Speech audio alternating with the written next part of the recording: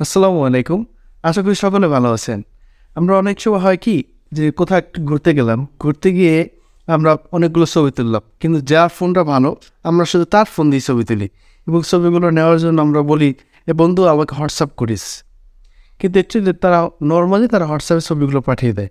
But ছবিগুলোর resolution এবং ফটোগুলো সুন্দর দেখা যায় না। তো আজকে আপনাদেরকে আমি এমন একটা টপিক শেখাবো যেখানে দিলে আপনি যেই রেজোলিউশনে ছবিটা তোলা হয়েছিল ওই রেজোলিউশনই আপনি ছবিটি আপনার বন্ধুর কাছ থেকে নিতে পারবেন অনায়াসে। এবং যার ফলে হবে কি, যার ফলে আপনার ছবিটি ফাটবে না এবং ছবিটি অনেক সুন্দর দেখা যাবে। কিন্তু আমরা যখন নর্মালি কোনো ছবি আনি তো ওই ছবিগুলো আনার সময় আমাদের ছবিগুলো ফেটে যায় এবং ভালো দেখা যায় না, মেইন রেজোলিউশন থাকে না। তখন আমরা বন্ধুদেরকে বলি যে আমাকে কী ছবি দিচ্ছ, ছবি তোর ফোনে ভালো হয় না, বাসার বিষয়। কিন্তু এই বিষয়টি আর থাকবে না।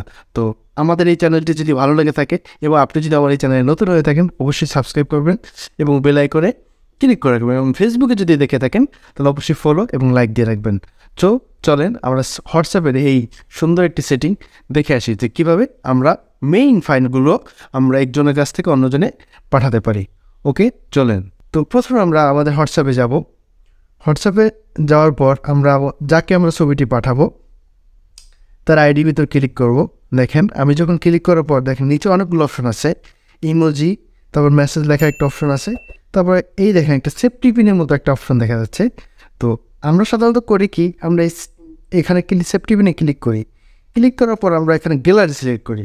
বাট অ্যাকচুয়ালি আমাদের এখানে গ্যালারি সিলেক্ট করা যাবে না। আমরা যদি একটা ছবি দেখেন গ্যালারি দিয়ে সিলেক্ট করি এবং যদি ধরেন আমি এই গিফটের এই আইটেমটা এই ছবিটা সিলেক্ট করলাম, সিলেক্ট করার পর আমরা আমাদের বন্ধুদেরকে অটোমেটিক এরকম করে পাঠিয়ে দিলাম। কিন্তু আমি যেই রেজলিউশনের ছবিটা তুলছি এবং সেই রেজলিউশনে আমরা ছবিটা যদি পাঠাতে চাই এই ছবিটা কখনই আমাদের তাদের কাছে মেইন ফাইল হিসাবে যাবে না। তো দেখেন ছবিটি ঠিকই গেছে, এই ছবিটা যাওয়ার পর আমাদের মেইন রেজলিউশনটা ভালো থাকবে না। আমাদের এখন যে কাজটি করতে হবে, আমরা এই পিনের উপর ক্লিক করব। পিনের উপর ক্লিক করে দেখেন এখানে লেখা আছে ডকুমেন্ট। এবার ডকুমেন্ট আকারে ছবিগুলো আমাদের বন্ধুদের কাছে পাঠাবো। তো আমরা এখানে ডকুমেন্টে ক্লিক করব।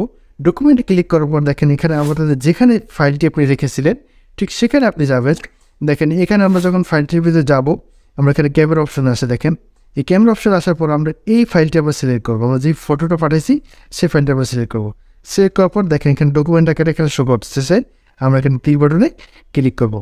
দেখেন আমার ছবিটি যে 2 MB ছিল, ফুল 2 MB ছবিটি আমার বন্ধুর কাছে চলে গেল। তো যাই হোক, আমার বন্ধু আমাকে বলছে ভাবি দিচ্ছে নাকি, আচ্ছা যাই হোক, এটা আমি পাঠালাম, সে অটোমেটিক রিপ্লাই দিল, সে নেটে ছিল। তো এইভাবেই আপনারা যতগুলো ছবি আছে ফাইল সিলেক্ট করে আপনারা ডকুমেন্ট করে ছবিটা পাঠিয়ে দিতে পারেন। তাহলে হবে কি, আপনাদের ছবিটি কোনো ফাটবে না এবং ফুল রেজলিউশনে আপনার বন্ধু সেই ছবিটি রিসিভ করতে পারবে। সো এইভাবেই আপনারা আপনাদের একজন আরেকজনের কাছে ফুল রেজলিউশনের ছবি পাঠাতে পারেন। তো ভিডিওটি যদি ভালো লাগে থাকে তাহলে অবশ্যই সাবস্ক্রাইব করবেন এবং বেল আইকনে ক্লিক করে রাখবেন এবং ফেসবুকে যদি দেখে থাকেন তাহলে ফলো এবং লাইক এবং শেয়ার দিয়ে পাশে থাকবেন। তো আল্লাহ হাফেজ, ভালো থাকবেন।